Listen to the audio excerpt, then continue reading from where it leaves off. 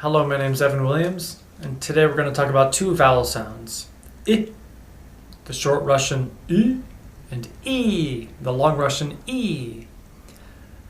Non-native speakers often confuse these sounds, and it might cause a lot of problems. Like one of my students said at the English customs, "My children leaving London," instead of saying, "My children are living in London."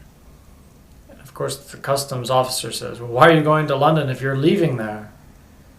Some guy that really spoke good English, he explained to the customs officer that, no, the children are living in London. And so when you confuse the vowels, you totally confuse the English language and nobody has any idea what you're talking about.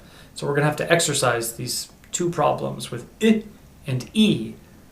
I'll read the words, you repeat them after me, and don't forget to record yourself.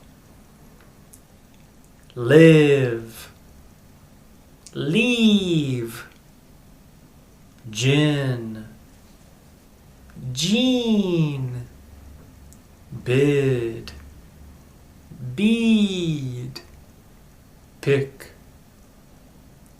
peak, mid, mead, lick, leak, rich, reach, grin, green.